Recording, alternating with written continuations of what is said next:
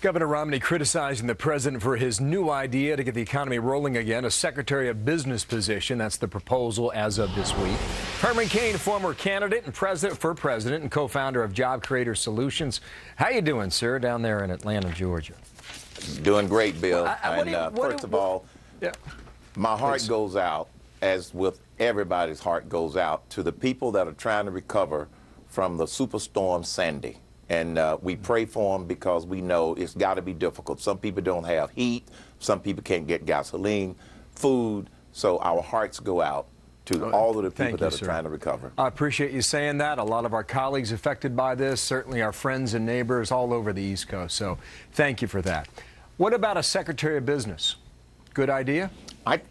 No, not a good idea. First, I think Governor Romney summed it up best. We don't need a Secretary of Business. We need a president who understands business. Therein lies the difference. Here's the second point. If it took President Obama 4 years to come up with this lame idea of a Secretary of Business, I certainly don't want to give him 4 more years to come up with another lame idea while this economy is still running on fumes. That's the bottom line. He says instead of 9 different departments that are dealing with things like giving loans to Small Business Administration or helping companies with exports, you just put them all in the one department. You're kicking that to the curb, and you look at the unemployment rate at 7.9%. Does this administration have an effective plan to get America on track if President Obama is awarded a second term on Tuesday night? The answer is no. And I have spent the last 2 months talking to over 2,000 business owners, and they are also saying, no, President Obama does not have a plan. Now, let's talk about these 9 departments. See, here's how this administration works. If President Obama gets reelected and installs a Secretary of Business, he's not going to shut down the other 9 departments. He's going to add to the bureaucracy because, see, his plan, which didn't work, is to spend more, make government bigger, and he's now preaching to the choir at all of his campaign stops saying we need 4 more years to spend more money and to do nothing to create jobs.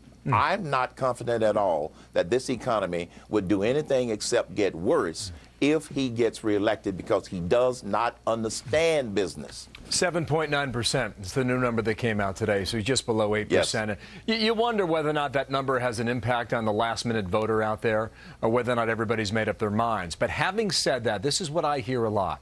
If President Romney is in the White House, how will things be different?